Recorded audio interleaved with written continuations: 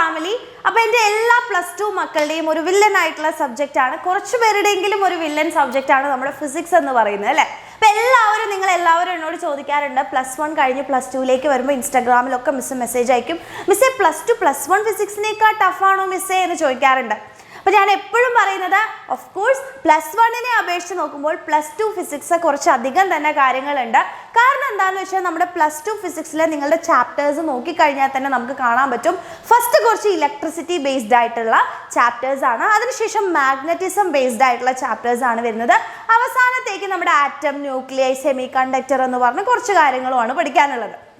അപ്പം നിങ്ങൾക്ക് ഈ ചാപ്റ്റർ പഠിച്ചു തുടങ്ങിക്കഴിഞ്ഞാൽ തന്നെ മനസ്സിലാവും നമുക്ക് ഒരുപാട് ഡെറിവേഷൻസ് നമുക്ക് ഈ ഒരു +2 ഫിസിക്സിൽ നമുക്ക് പഠിക്കാനുണ്ട്. അപ്പോൾ ഇതിലത്തെ ഓവറോൾ അത്യാവശ്യം എല്ലാ ഡെറിവേഷൻസും നമുക്ക് വളരെ ഇമ്പോർട്ടൻ്റ് ആയിട്ടുള്ള ഡെറിവേഷൻസുമാണ്. അപ്പോൾ അതുകൊണ്ട് തന്നെ നമ്മുടെ ഫിസിക്സിൽ ഫുൾ മാർക്കിലേക്ക് എത്തുക എന്ന് പറയുന്നത് നമ്മൾ നല്ലപോലെ ഒന്ന് ഹാർഡ് വർക്ക് ചെയ്ത് ഡെറിവേഷൻസും കാര്യങ്ങളും ഒക്കെ പഠിച്ച് അല്ലേ, മറന്നു പോകാനുള്ള ചാൻസുകളൊക്കെ വളരെ കൂടുതലായതുകൊണ്ട് തന്നെ നമ്മൾ നല്ലപോലെ പഠിച്ചു കഴിഞ്ഞാലാണ് എന്ത് ചെയ്യാൻ പറ്റുക, നമുക്ക് അടിപൊളിയായിട്ട് ഈ ഒരു ഫുൾ മാർക്കിലേക്ക്, ഫിസിക്സിൽ ഒരു ഫുൾ മാർക്കിലേക്ക് നമുക്ക് എത്താൻ വേണ്ടി പറ്റുക. അപ്പോൾ എൻ്റെ മക്കളോട് മിസ്സിന് പറഞ്ഞു തരാനുള്ളത്, ഫിസിക്സ് പഠിക്കുന്നത് എങ്ങനെയാണ്, അല്ലെങ്കിൽ ഫുൾ മാർക്കിലേക്ക് എത്താൻ വേണ്ടിയിട്ട്, അല്ലെങ്കിൽ ഫിസിക്സിൽ നമുക്ക് ഫുൾ മാർക്ക് സ്കോർ ചെയ്യാൻ വേണ്ടിയിട്ട് എന്താണ് ചെയ്യാൻ വേണ്ടി പറ്റുക എന്നുള്ളതാണ് എൻ്റെ മക്കളോട് മിസ്സിന് പറഞ്ഞു തരാനുള്ളത്. അപ്പം നിങ്ങൾ ആരും പേടിക്കേണ്ട ആവശ്യമൊന്നുമില്ല, അയ്യോ മിസ്സേ ഫിസിക്സിൽ ഇത്രയും കാര്യങ്ങളൊക്കെ പഠിക്കാനില്ല, ഇതൊക്കെ എനിക്ക് പഠിച്ചെത്തുമോ എന്ന് നിങ്ങൾക്ക് ഡൗട്ട് ഉണ്ടോ? ഓഫ് കോഴ്സ് എത്തും മക്കളെ. ഒരുപാട് പേര് ഫിസിക്സിന് ഫുൾ മാർക്ക് വാങ്ങിച്ചിട്ടുള്ളതാണ്. അപ്പം അവർക്ക് നടക്കുമെങ്കിൽ എൻ്റെ മക്കൾക്ക് നടക്കില്ലേ? എന്തായാലും നടക്കും കേട്ടോ. അപ്പം ഒന്ന് ശ്രദ്ധിച്ച് പഠിച്ചാൽ മാത്രം മതി. അപ്പോൾ ഫിസിക്സിൽ നമ്മൾ എപ്പോഴും പഠിക്കുമ്പോൾ ഒരിക്കലും നമ്മൾ എന്ത് ചെയ്യാൻ വേണ്ടി പാടില്ല അല്ലേ, ഒന്നും അറിയാതെ വെറുതെ പോയിട്ട് ടെക്സ്റ്റ് ബുക്ക് വായിച്ചിട്ടൊന്നും ഒരു കാര്യമില്ല. NCERT ടെക്സ്റ്റ് ബുക്ക് വായിച്ച് പഠിച്ചേക്കാം എന്ന് വിചാരിച്ച് NCERT ടെക്സ്റ്റ് ബുക്ക് പഠിച്ചിട്ടും അങ്ങനെ ഒന്നും നമ്മുടെ ഫിസിക്സിൽ വർക്ക് ചെയ്യത്തില്ല. ആദ്യം നമ്മൾ എന്താ ചെയ്യേണ്ടതെന്ന് വെച്ചാൽ ഫിസിക്സിലെ ഓരോ ചാപ്റ്റേഴ്സിൻ്റെയും കോൺസെപ്റ്റ്സ് പഠിക്കാം. അപ്പോൾ കോൺസെപ്റ്റ് പഠിക്കാൻ ഒരിക്കലും നിങ്ങൾ ബുക്ക് വായിക്കുക എന്ന് മിസ് പറയില്ല. നിങ്ങൾ എന്ത് ചെയ്യുക, ക്ലാസ്സസ് കേട്ടുകൊണ്ട് തന്നെ പഠിക്കണം. ഓക്കെ, അപ്പോൾ ആദ്യം നമ്മൾ കോൺസെപ്റ്റിനെ നമുക്ക് വൃത്തിയായിട്ട് മനസ്സിലാക്കി പഠിക്കുക എന്നുള്ളതാണ് ആദ്യം ചെയ്യേണ്ടത്. അപ്പോൾ ആദ്യം നിങ്ങൾ എന്ത് ചെയ്യുക, സ്കൂൾ ലെക്ചേഴ്സ് അല്ലെ, നിങ്ങൾക്ക് സ്കൂളിൽ ക്ലാസ്സസ് ഉണ്ടാവും, അത് നല്ലപോലെ ശ്രദ്ധിക്കുക. യൂട്യൂബ് ക്ലാസ്സസ് ഉണ്ടാവും, നിങ്ങൾക്കറിയാം അല്ലെ, എക്സാമിനർ പോലെയുള്ള ഓൺലൈൻ പ്ലാറ്റ്ഫോംസിൽ ഒരുപാട് ഇൻട്രസ്റ്റിംഗ് ആയിട്ടുള്ള ക്ലാസ്സസ് ഉണ്ട്. അപ്പം നിങ്ങൾക്ക് തന്നെ നമ്മുടെ എക്സാമിനറിൻ്റെ ഓരോ ക്ലാസ്സസ്, ഇപ്പോൾ കഴിഞ്ഞ വർഷത്തെ ക്ലാസ്സസ് ഒക്കെ ഓൾറെഡി കിടക്കുന്നുണ്ട്. അപ്പോൾ എല്ലാ ചാപ്റ്റേഴ്സിൻ്റെ ഒരുപാട് വൺ ഷോട്ടുകളും കാര്യങ്ങളും ഒക്കെ കിടക്കുന്നുണ്ട്. അപ്പം നിങ്ങൾക്ക് യൂട്യൂബ് ക്ലാസ്സസ്, അതുപോലെ തന്നെ നിങ്ങൾക്ക് ഇപ്പോൾ കോച്ചിങ് ക്ലാസ്സസ് ഉണ്ടായിരിക്കും അല്ലേ, നമുക്ക് ഏതെങ്കിലും ഇപ്പോൾ എക്സാമിനറിൻ്റെ ബാച്ചസ് ഉണ്ട്, നിങ്ങൾക്ക് ബാച്ചസിൽ വേണമെങ്കിൽ ജോയിൻ ചെയ്ത് പഠിക്കാം. ഇനി അല്ല, എനിക്ക് പോയിട്ട് തന്നെ ഒരു ട്യൂഷൻ സെൻറ്ററിൽ പോയിട്ട് തന്നെ എനിക്ക് പഠിക്കാനാണ് താല്പര്യം എന്നുണ്ടെങ്കിൽ നിങ്ങൾക്ക് അങ്ങനെ ജോയിൻ ചെയ്യാം. എന്തായാലും കുഴപ്പമില്ല. നിങ്ങൾക്ക് ഏറ്റവും ബെറ്റർ ആയിട്ട് ആ കോൺസെപ്റ്റ് ക്ലിയർ ആവുന്നത് ഏത് ക്ലാസ്സസ് ആണെങ്കിൽ അത് നിങ്ങൾ ചൂസ് ചെയ്യാണ് ആദ്യം ചെയ്യേണ്ടത്. ചിലപ്പോൾ സ്കൂളിൽ തന്നെ അടിപൊളി ക്ലാസ്സസ് ആണെന്നുണ്ടെങ്കിൽ നിങ്ങൾക്ക് അതിൻ്റെ ഒന്നും ആവശ്യം ഉണ്ടാവില്ല, സ്കൂൾ ലെക്ചേഴ്സ് തന്നെ കേട്ടാൽ മതി.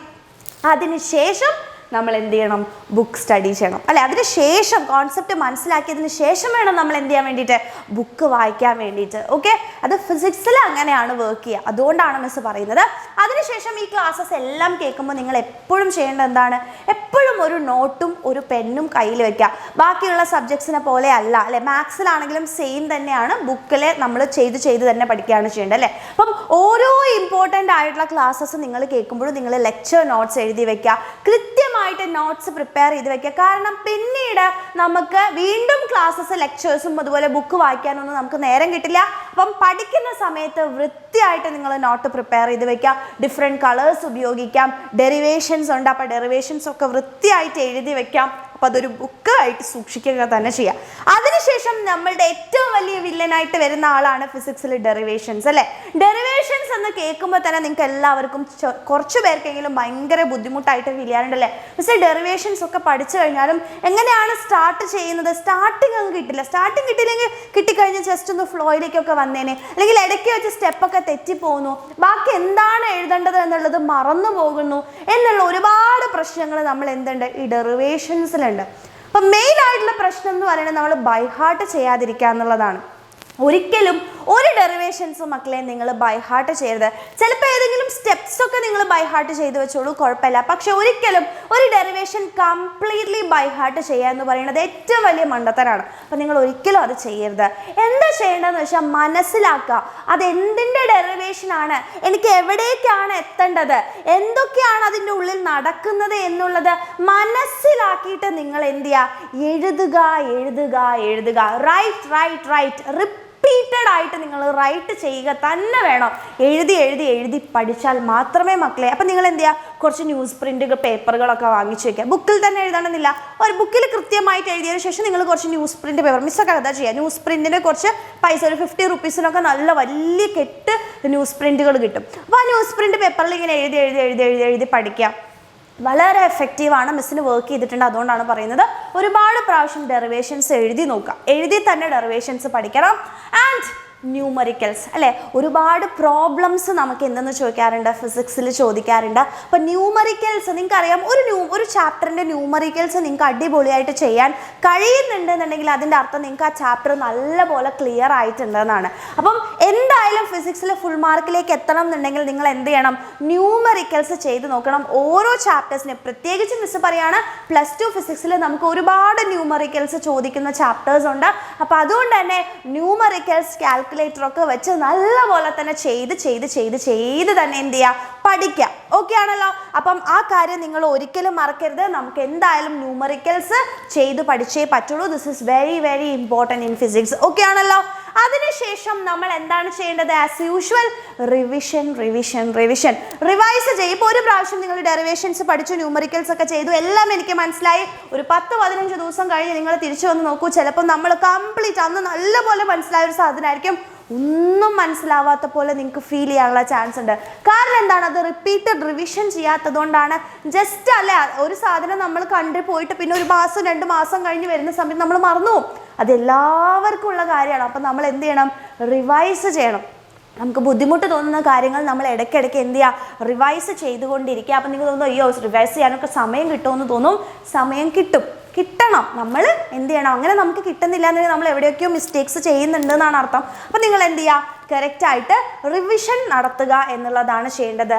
അതിനുശേഷം ഓരോ ചാപ്റ്റേഴ്സിൻ്റെയും മക്കളെ പ്രീവിയസ് ഇയർ ക്വസ്റ്റ്യൻസ് ചെയ്യണം. നിങ്ങൾക്ക് എല്ലാവർക്കും അറിയാം, നിങ്ങളൊരു 10 വർഷത്തെ പ്രീവിയസ് ഇയർ ക്വസ്റ്റ്യൻസ് എടുത്തു നോക്കൂ, ഒരുപാട് റിപ്പീറ്റഡ് ആയിട്ടുള്ള ക്വസ്റ്റ്യൻസ് ഉണ്ടാവും. സെയിം ടൈപ്പ് ഓഫ് ക്വസ്റ്റ്യൻസ് തന്നെയാണ് റിപ്പീറ്റ് ചെയ്ത് വരിക.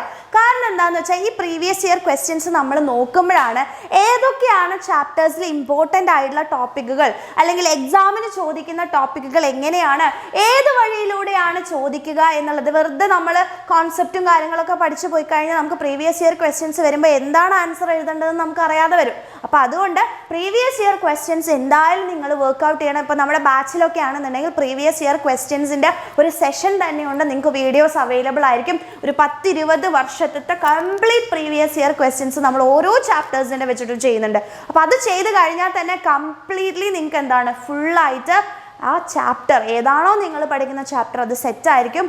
ഇനി നിങ്ങൾക്ക് എക്സാം വരുന്ന സമയത്തും അത് നിങ്ങൾക്ക് ഭയങ്കര ബേർഡൻ കുറവായിട്ട് ഫീൽ ചെയ്യാനുള്ള ചാൻസ് ഉണ്ട്. ഓക്കെ, അപ്പോൾ ഇത്രയും കാര്യങ്ങൾ ചെയ്ത് കഴിഞ്ഞാൽ തന്നെ മിസ് ഉറപ്പ് പറയുകയാണ്, നിങ്ങൾക്ക് 100 മാർക്സ് അല്ല, 100 അല്ല, ഫുൾ മാർക്സ് അല്ലേ, ഫുൾ മാർക്സ് നിങ്ങൾക്ക് എന്തായാലും കിട്ടാനുള്ള ചാൻസ് ഉണ്ട്.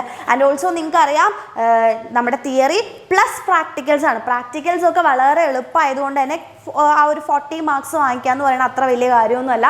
അപ്പം അതിൻ്റെ കൂടെ തന്നെ ഈ ഒരു തിയറിയിലും കൂടെ നമുക്ക് കംപ്ലീറ്റ് ഫുൾ മാർക്ക് വാങ്ങിച്ചാലാണ് ആ ഫുൾ മാർക്കിലേക്ക് നമുക്ക് എത്താൻ വേണ്ടി പറ്റുള്ളൂ. അപ്പോൾ ഈ ഒരു സ്ഥലത്ത് നിങ്ങൾ ഒരിക്കലും എന്ത് ചെയ്യരുത്, ഒരു വിട്ടുവീഴ്ചയും ചെയ്യരുത്. അടിപൊളിയായിട്ട് മിസ് പറഞ്ഞ രീതിയിൽ തന്നെ നിങ്ങൾ ചെയ്തു നോക്കൂ. ഉറപ്പായിട്ടും മിസ് ഉറപ്പ് പറയുകയാണ്, നിങ്ങൾക്ക് എന്തായാലും ഫുൾ മാർക്കിലേക്ക് എത്താൻ വളരെ ഈസി ആയിട്ട് പറ്റും. അപ്പോൾ ഫിസിക്സിൽ ഫുൾ മാർക്ക് വാങ്ങിക്കാനുള്ള ഈ ഒരു ട്രിക്കുകളും ഈ ഒരു കാര്യങ്ങളും മാക്സിമം ഫ്രണ്ട്സിലേക്കൊക്കെ ഷെയർ ചെയ്ത് കൊടുക്കുക. എല്ലാവരും പഠിക്കട്ടെ, എല്ലാവർക്കും ഫുൾ മാർക്ക് തന്നെ കിട്ടട്ടെ. അപ്പോൾ അടിപൊളിയായിട്ട് തന്നെ എൻ്റെ മക്കൾ പഠിക്കാം. ഓക്കെ, അപ്പോൾ എല്ലാവർക്കും താങ്ക് യു.